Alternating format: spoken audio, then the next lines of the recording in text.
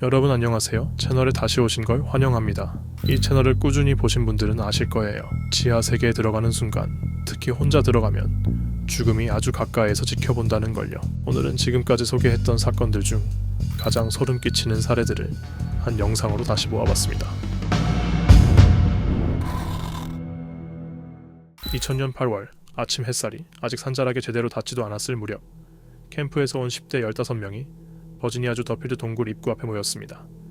인솔자 피터슨 씨는 시계를 확인한 뒤 마지막으로 인원을 점검하고 탐험을 시작했습니다. 그들 중에는 헬멧을 고쳐 쓰고 머리에 부착한 랜턴을 시험하던 17살 소녀가 있었습니다. 나이는 어렸지만 가족과 함께 미국 동부 여러 동굴을 탐험해본 경험 덕분에 그룹 안에서는 가장 노련한 편으로 꼽혔습니다. 눈앞에 펼쳐진 동굴 입구는 거대한 석회암 절벽 속으로 열린 어두운 입처럼 보였습니다. 그녀는 긴장과 설렘이 섞인 익숙한 감정을 안고 다른 사람들과 함께 어둠 속으로 발을 들였습니다. 탐험 첫 1시간은 별다른 문제 없이 흘러갔습니다. 아이들은 넓은 통로를 기어가고 다양한 광물 형성을 지나며 마치 지하 대성당 같은 웅장한 중앙홀에 감탄했습니다.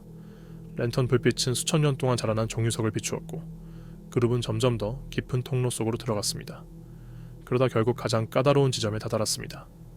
이 구간은 현지 탐험가들 사이에서도 악명 높은 구간으로 몸을 심하게 비틀어야 겨우 통과할 수 있는 좁고 구불구불한 길이었습니다. 그 모양은 마치 거대한 장기를 닮아 몸을 거의 불가능한 자세로 구겨 넣어야만 앞으로 나아갈 수 있었습니다. 먼저 낮게 엎드려 기어야 했고 그 뒤 갑자기 위로 올라갔다가 왼쪽으로 꺾이고 다시 아래로 떨어졌다가 오른쪽으로 돌아서야만 넓은 방에 도달할 수 있었습니다. 대부분의 아이들은 그 구간을 시도하지 않기로 했습니다. 통로는 너무 좁고 불편해 위험해 보였기 때문입니다. 하지만 그녀는 겁먹지 않았습니다. 예전에도 어려운 구간을 통과해본 경험이 있었고 이번에도 가능하리라 믿었습니다. 그녀는 입구를 유심히 살펴본 뒤 머릿속으로 경로를 외웠습니다. 먼저 올라가고 왼쪽으로 꺾고 내려갔다가 오른쪽으로 돌아서 다시 올라간다. 그것은 마치 자신의 몸을 이용해 3차원 퍼즐을 푸는 듯한 느낌이었습니다. 그녀는 군인처럼 몸을 낮추고 머리부터 통로로 들어가 기어가기 시작했습니다. 랜턴 불빛에 비친 석회암 벽은 오랜 세월 물줄기에 깎여 매끈했습니다. 통로는 좁았지만 아직은 어깨가 간신히 빠져나갈 수 있었습니다. 모든 것이 통제되는 듯 보였습니다. 하지만 예상보다 빨리 첫 번째 변화가 다가왔습니다. 통로가 가파르게 위로 치솟으며 그녀로 하여금 몸을 비틀어야 했고 벽을 발로 힘껏 밀어야 겨우 앞으로 나아갈 수 있었습니다. 헬멧은 천장에 부딪히며 끌렸고 차가운 암석의 냉기가 점프슈트 너머로 전해졌습니다. 곧이어 왼쪽으로 크게 꺾이는 구간이 나타났습니다. 그녀는 몸 전체를 돌려야만 했습니다. 마치 돌 속에 새겨진 물음표의 곡선을 따라 움직이는 듯 했습니다. 오른쪽 어깨가 한쪽 벽에 닿고 왼쪽 엉덩이가 반대쪽 벽에 눌리며 통로는 점점 좁아졌습니다. 다시 아래로 떨어지는 구간에선 마치 쇠 틈새에 빨려 들어가는 듯한 느낌이었습니다.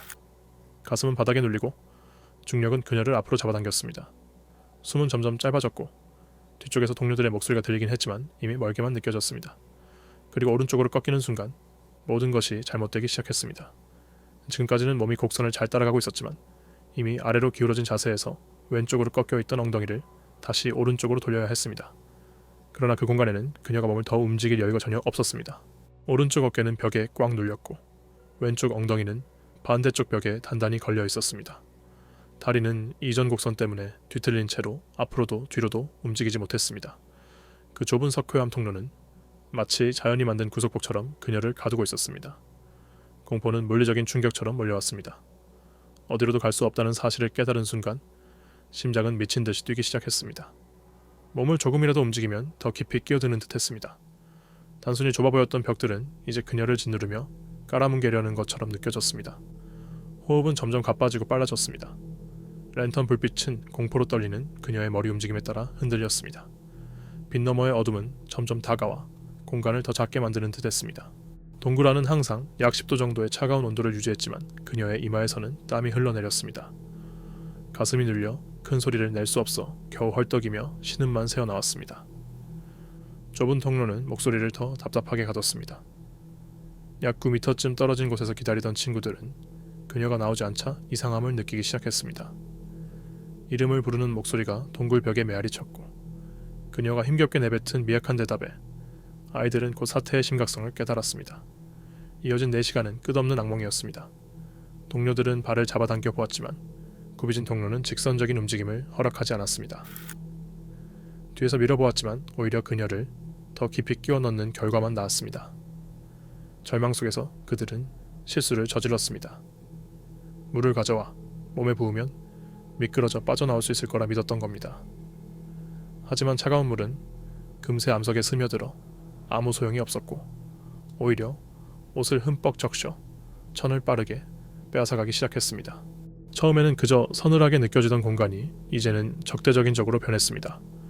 저천증은 마치 보이지 않는 독처럼 서서히 스며들었습니다. 몸 떨림은 가볍게 시작되었지만 곧 거세졌고 근육은 의지와 상관없이 경련을 일으켜 압박을 더 심하게 만들었습니다. 정신은 혼미해지고 단순한 판단조차 무겁게 다가왔습니다. 때로는 자신의 몸과 바위의 경계를 구분하지 못했고 심지어 바위에 속삭이며 사과하는 듯한 말까지 내뱉었습니다. 마치 지나가게 해달라 간청하는 듯 했습니다.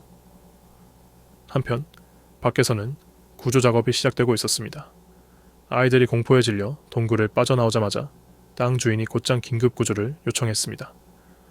경찰이 가장 먼저 도착했고 뒤이어 소방관과 의료진 그리고 세계군에서 온 전문 구조팀까지 모였습니다.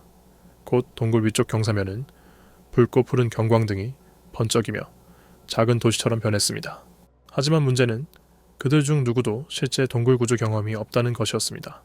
장비를 내려보내고 몸집이 가장 작은 소방관들을 안으로 들여보냈지만 구불구불한 통로 앞에서 모두 실패했습니다.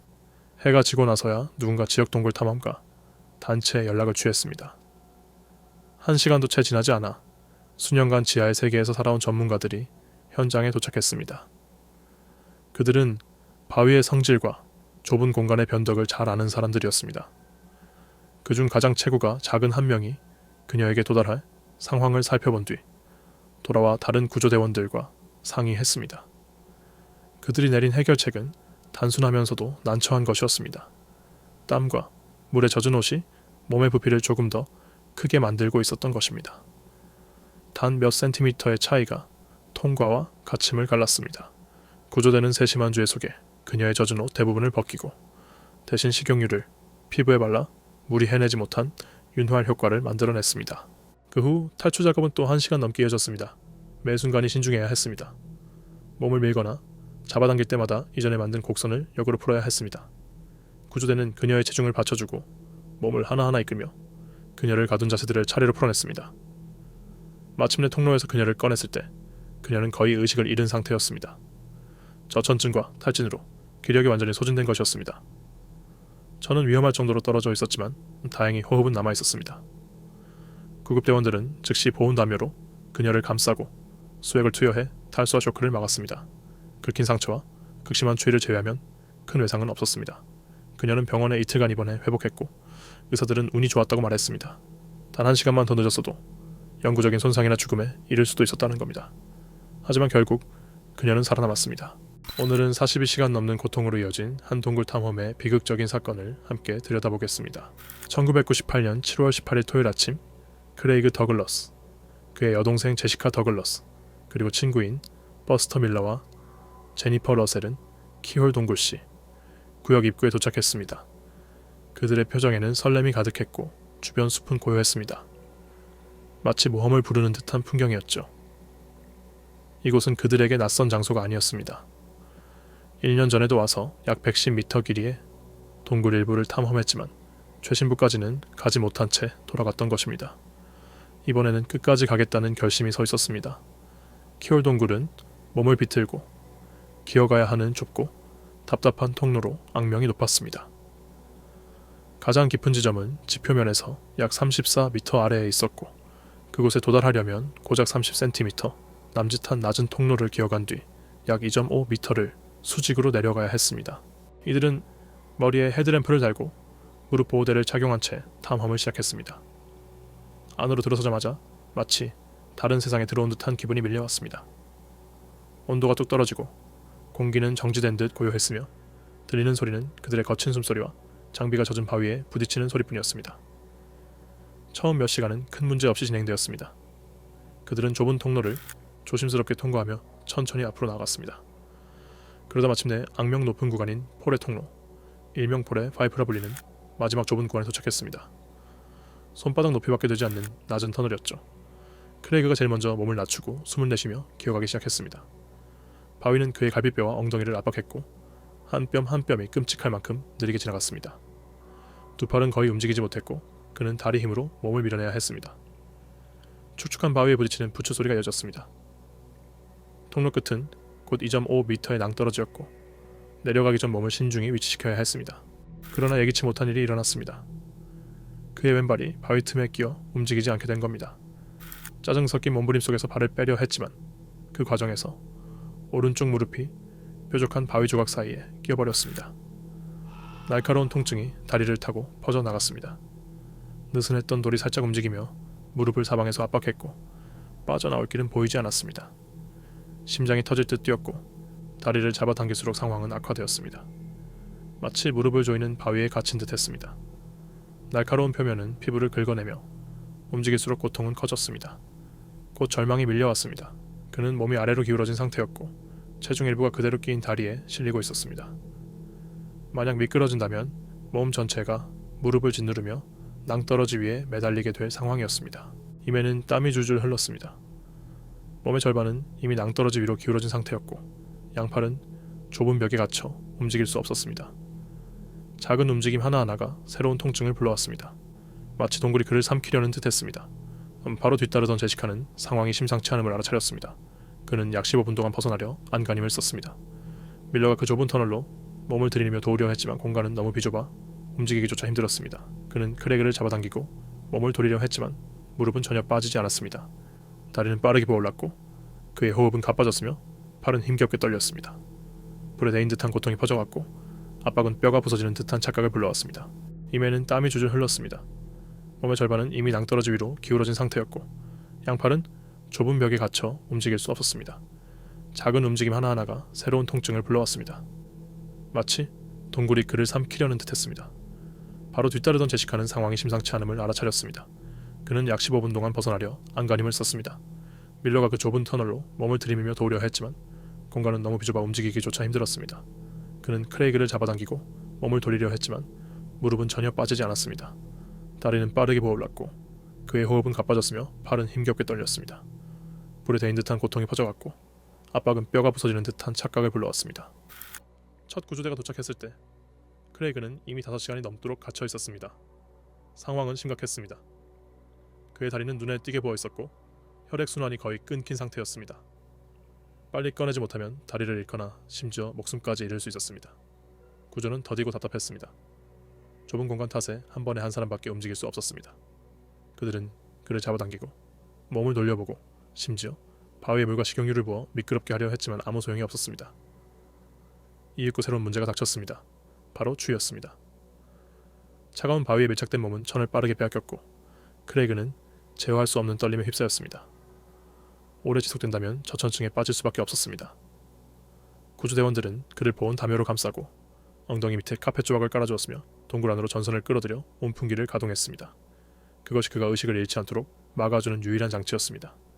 하지만 새벽이 깊어갈수록 더 큰 문제가 나타났습니다. 공기질이 급격히 떨어진 것입니다. 구조대원들조차 호흡이 힘들어졌습니다. 산소 농도는 16.9%까지 내려갔고 그들은 천천히 동굴 속에서 질식해가고 있었습니다.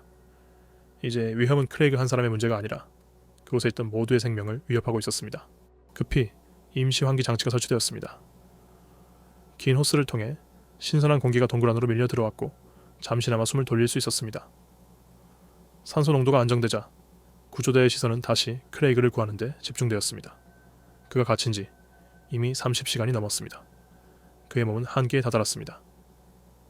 다리는 더 이상 자신의 일부 같지 않았고 그저 무감각하고 고통스러운 덩어리로 남아있었습니다. 그들은 새로운 방법을 시도했습니다.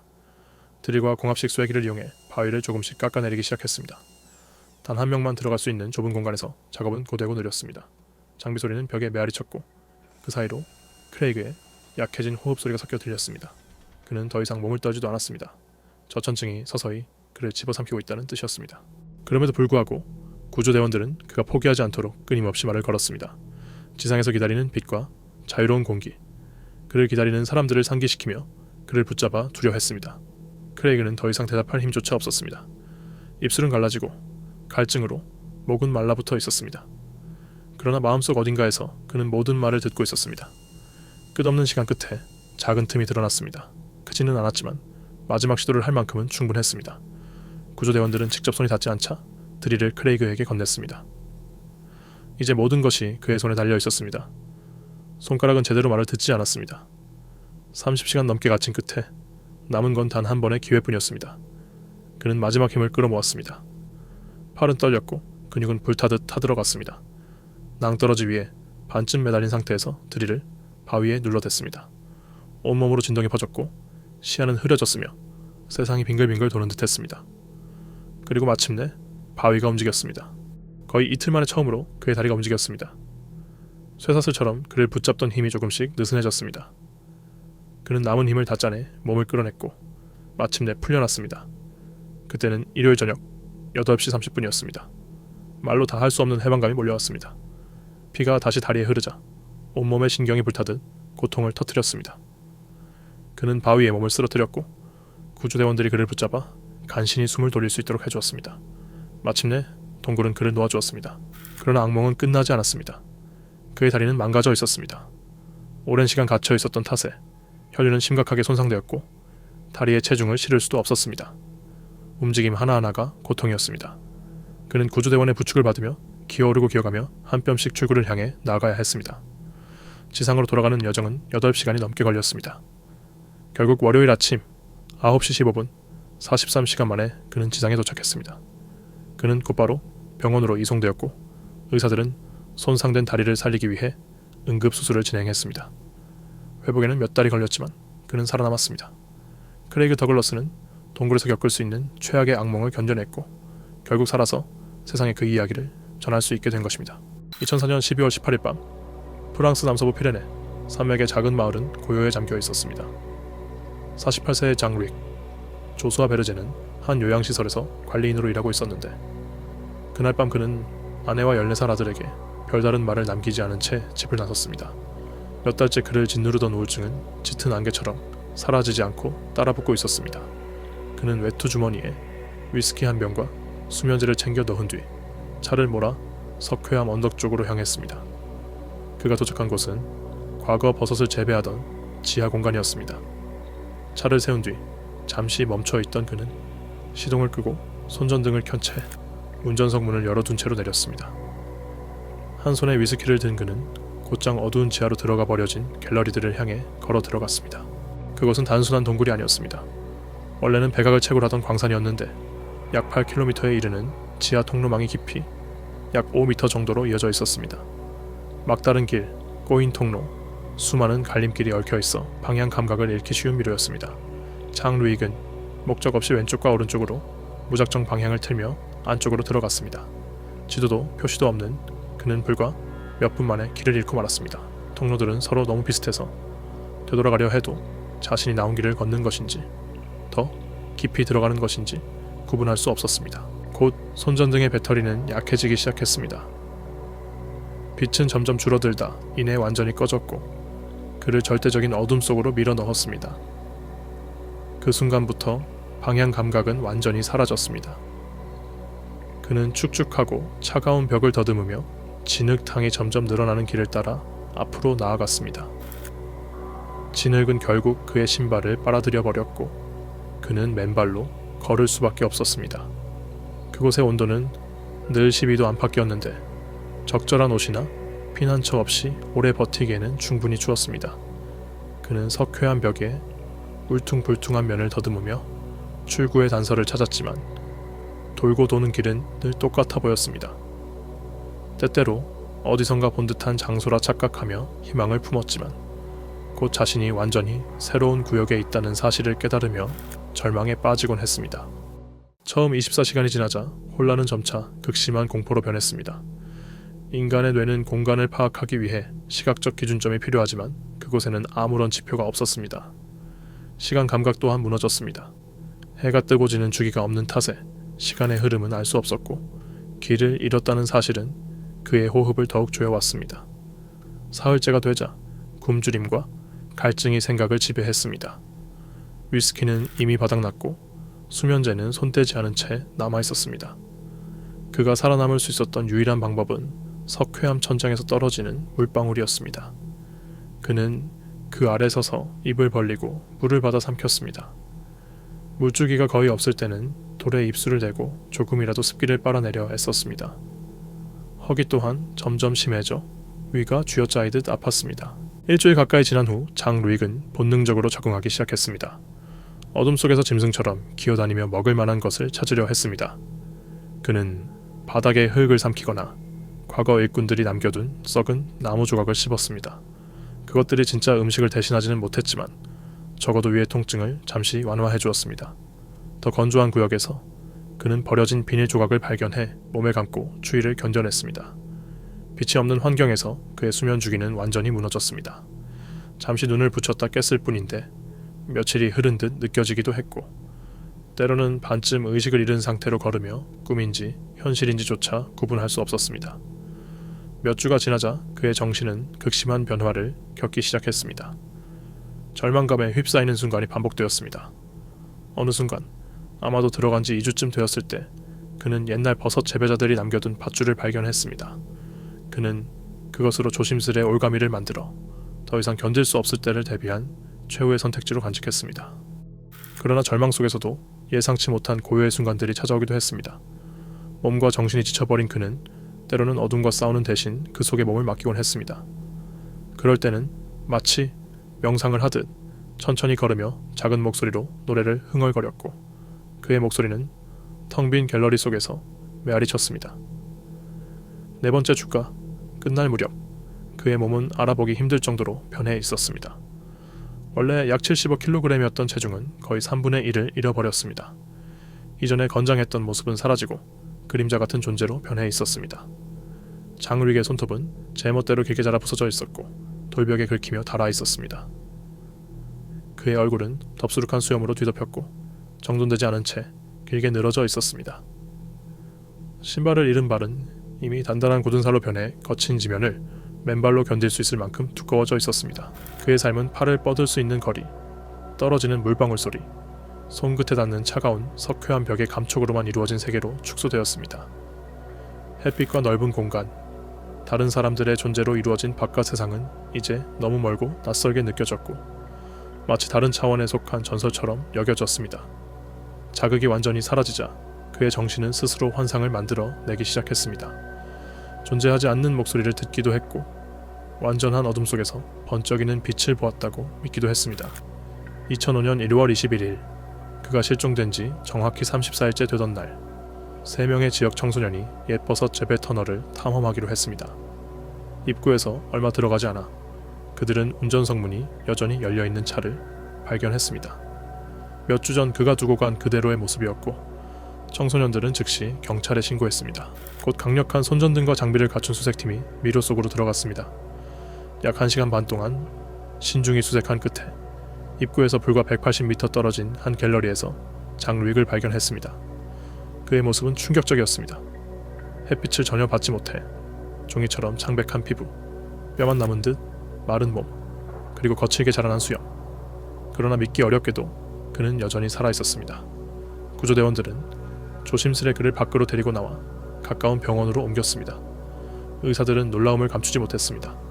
심각한 탈수와 영양실조 상태였지만 생명을 위협할 만큼의 큰 상처는 없었던 것입니다. 놀라운 적응력 덕분에 그는 보통 사람이라면 며칠도 버티지 못할 환경에서 한 달 넘게 살아남을 수 있었습니다. 그가 살아남았다는 소식은 곧 프랑스 언론에 퍼졌고 사람들은 그를 어둠의 표류자라고 불렀습니다. 그의 이야기는 고산에서 극적으로 살아남은 등방하나 바다에서 표류한 생존자들의 이야기와 견줄 만큼 큰 관심을 끌었습니다. 목소리를 되찾은 후 장 루익은 자신의 경험을 자세히 털어놓았습니다. 그는 흙을 삼키고 썩은 나무 조각을 씹으며 버텼고 벽에서 스며 나오는 물을 빨아 마셨으며 버려진 비닐을 몸에 감아 추위를 막았다고 했습니다. 그러나 심리학자들과 기자들을 가장 사로잡은 것은 그의 정신 상태에 대한 묘사였습니다. 외부 자극을 완전히 잃고 방향 감각을 상실한 뇌는 예상치 못한 방식으로 반응했습니다. 그는 자살을 생각할 만큼 깊은 절망 속에 빠지기도 했지만 어떤 순간에는 명상과도 같은 고요 속에서 기묘한 평화를 느끼기도 했습니다. 이 극명한 대비는 인간 정신의 놀라운 유연성을 보여주었습니다. 수십만 년 동안 우리의 생존은 주위를 탐색하고 기억하는 해마의 능력에 달려 있었습니다. 길을 잃는다는 것은 곧 죽음을 의미했기 때문에 이 기능은 필수적이었습니다. 그러나 시각적 기준이 전혀 없는 지하 비루에서 그 자연스러운 장치는 무용지물이 되었습니다.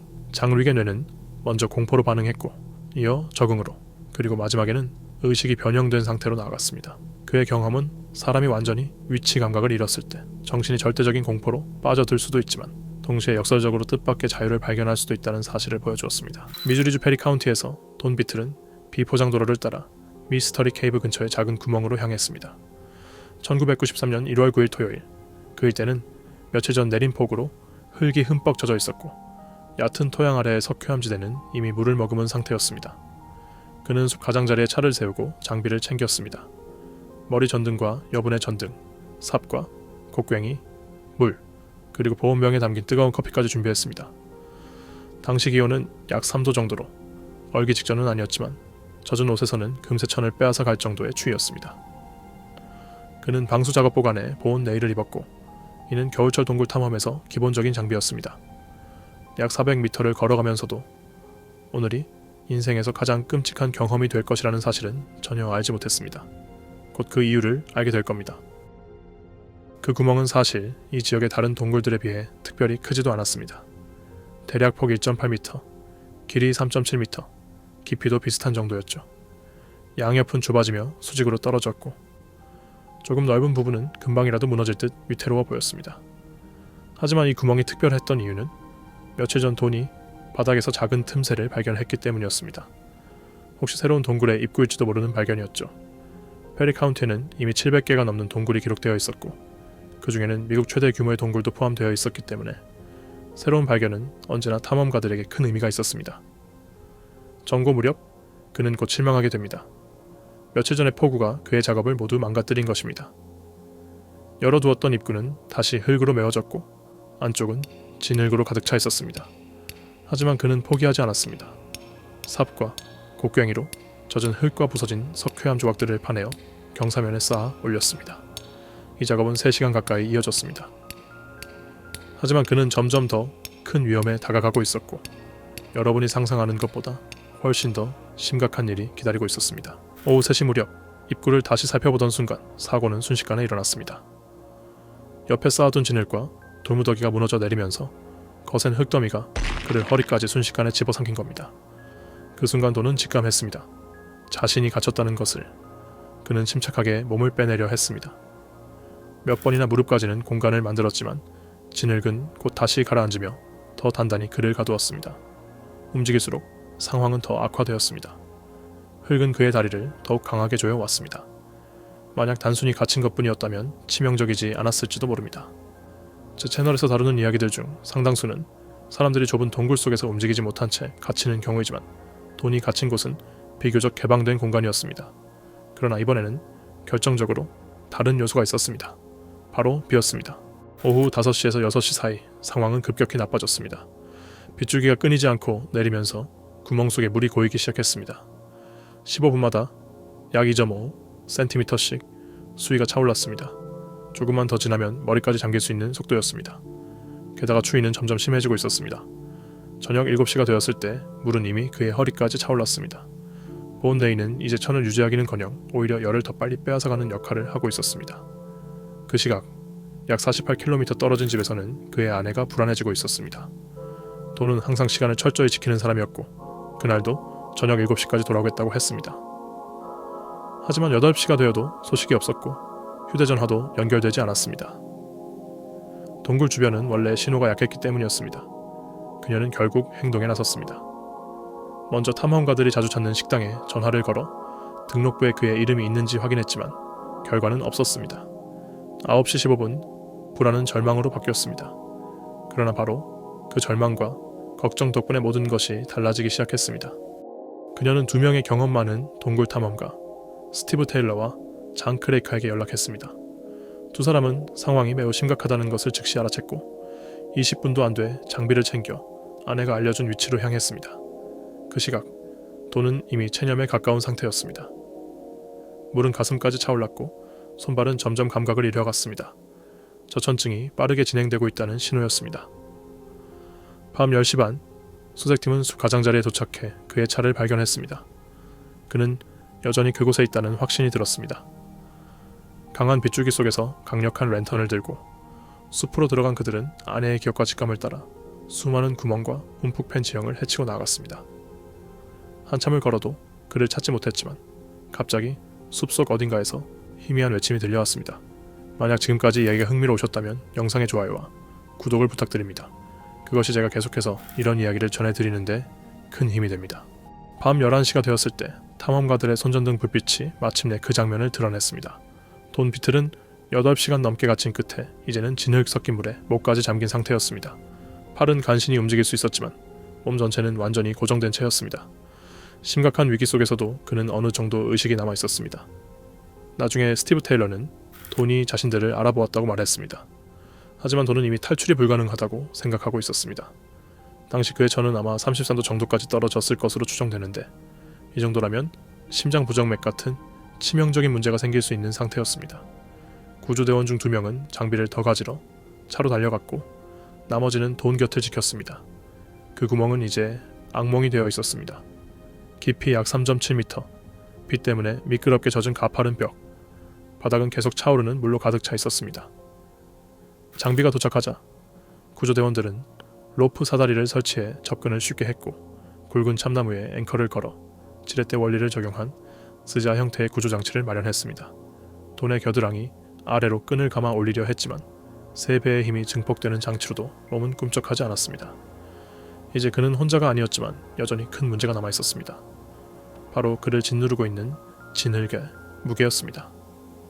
겉으로 보기엔 단순한 흙처럼 보여도 물에 흠뻑 젖은 진흙은 270kg이 넘는 무게로 그를 누르고 있었습니다. 물이 빠르게 차오르자 탐험가 중 한 명은 근처 주유소로 달려가 페리빌 자원소방대에 전화를 걸었습니다.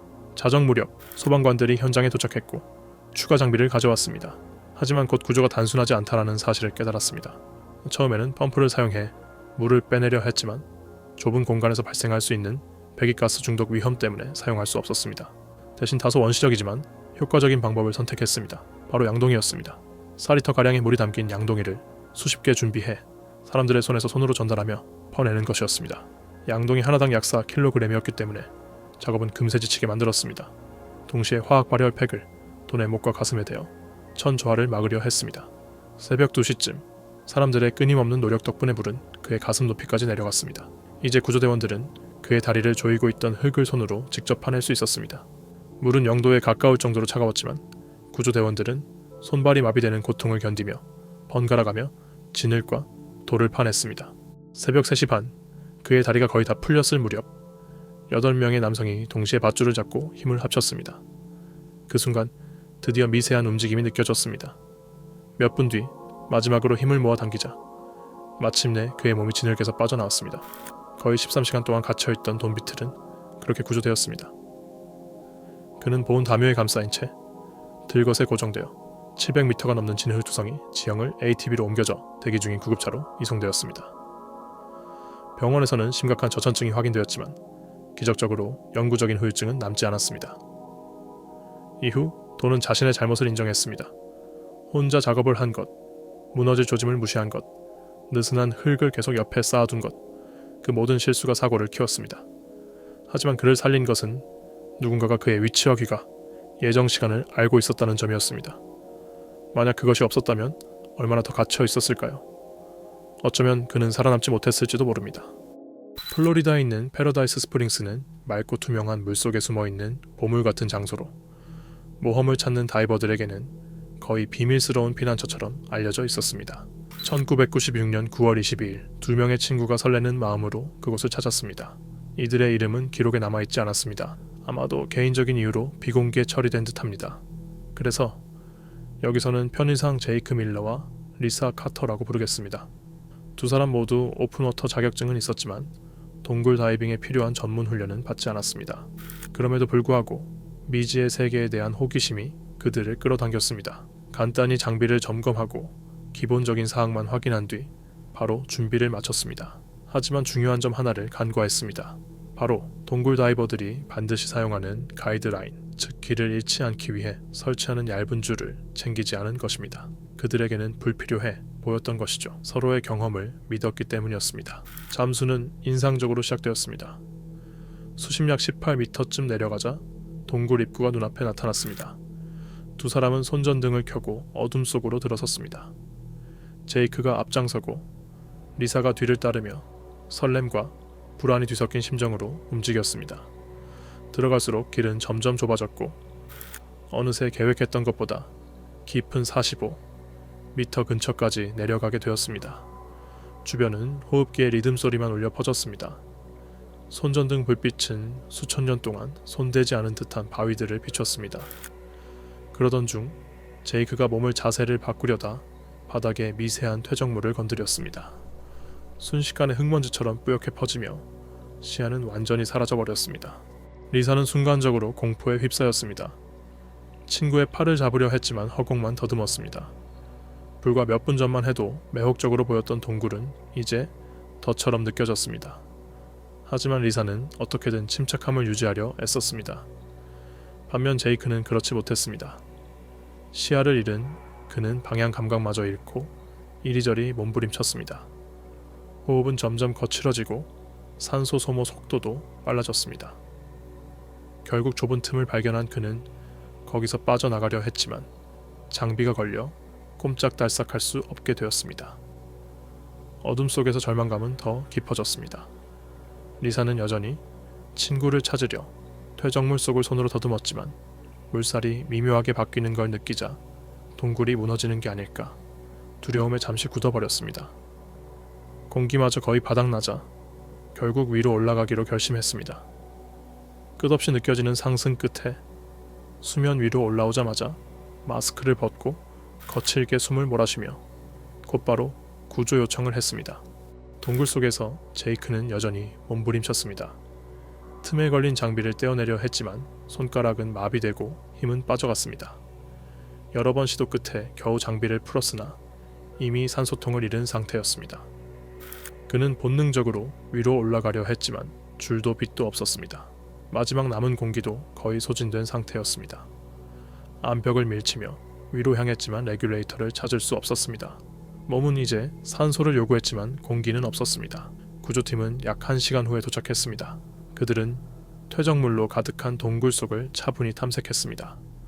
리사가 두려워했던 것과 달리 동굴은 무너지지 않았습니다. 제이크의 시신은 여전히 틈 근처에서 발견되었지만 장비는 이미 벗겨진 상태였습니다. 조사 결과 그는 결국 틈에서 벗어났지만 방향을 잃은 채 산소통도 없이 상승을 시도한 것으로 밝혀졌습니다. 상승 중 숨을 참은 탓에 폐 속의 기체가 팽창하며 기압 손상, 즉 폐색전증을 일으켰을 가능성이 크다고 전문가들은 말했습니다. 결국 의식을 잃고 수면까지 도달하지 못한 것입니다. 그의 시신은 약 13m 수심에서 발견되었습니다. 처음에는 동굴 붕괴로 인한 사고라고 알려졌지만 전문가들은 곧 사실이 아니라고 밝혔습니다. 이는 훈련을 받지 않은 다이버들이 동굴을 무모하게 탐험하다 일어난 수많은 사고 중 하나에 불과했습니다. 리사는 살아남았지만 그날의 기억은 평생 그녀를 짓눌렀습니다. 나중에 그녀는 위험을 너무 가볍게 여겼다고 고백했습니다. 가이드라인을 설치하지 않은 것, 동굴 다이빙 훈련을 받지 않은 것, 모든 것이 뒤늦게 너무 뻔해 보였습니다. 그녀에게 낙원 같았던 그곳은 결국 제이크의 무덤이 되고 말았습니다. 리사와 제이크는 동굴 다이빙 경험이 전혀 없었습니다. 하지만 곧 보게 될 다음 이야기에서는 아무리 풍부한 잠수 경험이 있어도 상황은 여전히 끔찍한 결과로 이어질 수 있다는 사실을 알게 됩니다. 2000년 9월 17일 캘리포니아 고스 캐니언, 폴 헤이드는 동생과 함께 버려진 옛 우물로 들어가 보기로 했습니다. 그 안은 물에 잠긴 동굴로 이어져 있었죠. 폴은 단순한 호기심 많은 사람이 아니었습니다. 오픈워터 자격증을 가진 다이버였고 미 공군 구조팀에 속한 엘리트 대원이기도 했습니다. 그러나 아무리 경험이 풍부해도 그는 동굴 다이빙에 필요한 전문 훈련을 받은 적이 없었습니다. 탐사는 늦은 아침에 시작됐습니다. 좁고 어두운 우물은 들어가는 것만으로도 많은 사람을 포기하게 만들 법한 곳이었습니다. 하지만 폴은 단호했습니다. 그는 카메라를 챙겨 내려갔습니다. 아마 탐험의 전 과정을 기록해두려는 생각이었겠지요. 그에게 이것은 단순한 다이빙이 아니라 나중에 이야기로 남길 만한 경험이었습니다. 두 사람은 약 15m가량 이어진 좁은 통로를 기어가듯 지나고 약 9m 정도 되는 경사를 따라 내려가자 고요하게 물로 가득 찬 공간이 나타났습니다. 폴은 그곳 가장자리에 밧줄을 고정했습니다. 혹시 모를 상황에 대비해 반드시 돌아올 수 있는 안전줄 역할을 하도록 말이죠. 입수 전 그는 동생과 다시 계획을 확인했습니다. 산소통에는 대략 2시간 정도 사용할 수 있는 공기가 있었습니다. 만약 그 시간 안에 자신이 돌아오지 않으면 동생은 곧바로 구조를 요청하기로 했습니다. 치밀한 계획 같아 보였지만 문제는 한 가지 있었습니다. 여기는 바다가 아니라 동굴이었습니다. 그에 맞는 준비가 필요했죠. 하지만 그는 동굴 다이빙 자격증도 없었고 적합한 조명이나 가이드 라인조차 챙기지 않았습니다. 그럼에도 자신의 실력을 믿으며 물속으로 몸을 던졌습니다. 곧 그는 그 아래 세계가 특별하다는 걸 깨달았습니다. 좁고 구불구불한 통로, 날카로운 암벽, 미로 같은 구조, 모든 움직임은 신중해야 했습니다. 그는 조심스럽지만 확실하게 전진했습니다. 밖에서 동생은 밧줄을 꼭 잡고 정기적으로 당겨 확인했습니다. 처음엔 폴도 신호를 보냈습니다. 그러나 40분이 지나자 반응이 멈췄습니다. 몇 차례 더 시도했지만 여전히 아무 답이 없었습니다. 시간이 흐를수록 불안은 커져갔습니다. 약속한 2시간이 다 되어가도 폴은 돌아오지 않았습니다. 결국 동생은 두려움에 사로잡혀 구조 요청을 했습니다. 구조팀은 곧 도착했습니다. 모두가 시간이 중요하다는 것을 알고 있었습니다. 그들은 가장 먼저 눈에 띄는 구간부터 탐색을 시작했습니다. 하지만 탐사는 더뎠습니다. 통로는 좁고 어둡고 위험했습니다. 마침내 폴을 발견했을 때 그는 포기 1m 남짓한 좁은 통로에서 움직이지 않은 채 바닥에 누워 있었습니다. 머리 위에는 작은 공기 주머니가 있었습니다. 처음 구조대가 생각한 원인은 가장 흔한 경우 산소 부족이었습니다. 하지만 그의 산소통을 확인하자 약 170바 정도가 남아 있었습니다. 귀환하기엔 충분한 양이었죠. 구조대는 당혹스러웠습니다. 산소가 충분했는데 왜 숨을 쉬지 못했을까? 더 자세히 살펴보자 이상한 점들이 보였습니다.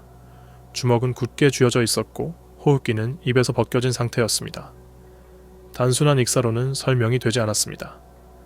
지상에서 동생은 간절히 기다렸습니다.